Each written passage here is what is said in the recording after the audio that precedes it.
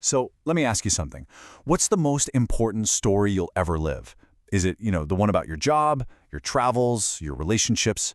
Today we're going to dive into a different idea altogether, that the most profound journey, the real adventure, happens entirely inside your own mind. We'll be guided by some of the greatest thinkers in history. We're kicking things off with the legendary psychologist Carl Jung, because he really sets the theme for us with this incredible idea. He's basically saying that the most important story for any of us, it isn't happening out there. It's the one that's unfolding within us. The process of our hidden, unconscious self trying to, make itself known. Our compass for this whole journey is Jung's autobiography.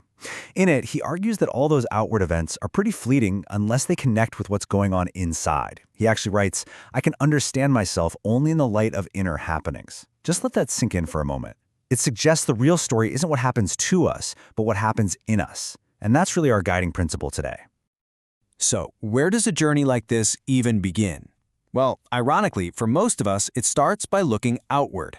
We kick things off in the world of stuff we can touch and measure, the supposedly objective world of facts.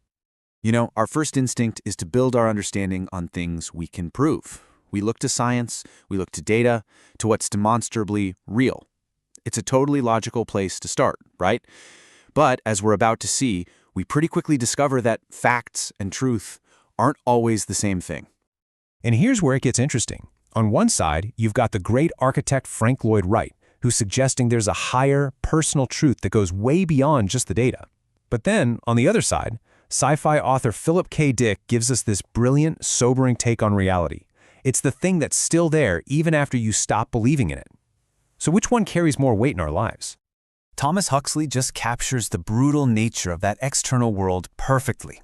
He reminds us that, reality doesn't really care about our elegant theories.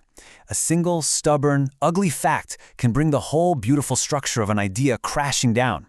And just like that, any hope of simple certainty is shattered. Okay, so if the world of facts is a bit shaky, where do we turn next? Well, we might turn our attention to the people in it. Let's move to our next stop and watch the wild, wonderful, and often completely illogical theater of human behavior. And what better way to kick this off than with some sharp-tongued wit? Dorothy Parker's review here perfectly captures the passionate, sometimes, violent reactions we have to the world and the art around us. Then you have Oscar Wilde, who just loves to flip morality right on its head. This isn't just a clever line, it's a deep commentary on perfection. He's suggesting that a person without any flaws, without a few interesting vices, might just be unbearably dull. And footballer George Best gives us this hilarious take on perspective. I mean, what one person calls squandering, another person calls living life to the absolute fullest. It's a perfect comment on how subjective our values and priorities really are. And here, the lens zooms out. Charles Mackay observes that our little individual quirks can scale up into a kind of collective madness. It's this idea that the strange logic of one person can become the unthinking momentum of a crowd, which is a pretty sobering thought about society itself. So we've wrestled with unstable facts, we've watched the chaotic theater of humanity, and that kind of leads to a natural question, right? If the outside world is this messy, where do we even look for solid ground? This is where the journey has to turn inward, to face the big, scary, and absolutely essential questions about meaning. This is it. This is the question that haunts us.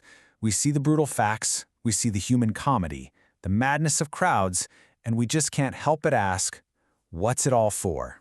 Does any of this actually mean anything? And Nietzsche gives us such a powerful answer. He suggests that meaning isn't something we just find out there in the world. It's something we have to create in here, inside ourselves. If you can forge your own purpose, your own why, then you can endure almost any circumstance, anyhow. That purpose becomes your anchor in the storm. But let's be real, this search for a why is so much harder in our modern world, and this concept of precarity really helps explain it. It describes a state of constant instability in our jobs, our homes, our futures. And it comes from this big societal shift that puts all the emphasis on personal responsibility, which has kind of dissolved the social safety nets that used to give people stability. The result? We're often left feeling totally alone in our search for that why. Kierkegaard just perfectly captures the feeling that comes with that burden. I mean, when you are completely responsible for creating your own meaning from this infinite sea of choices, the result isn't always empowering.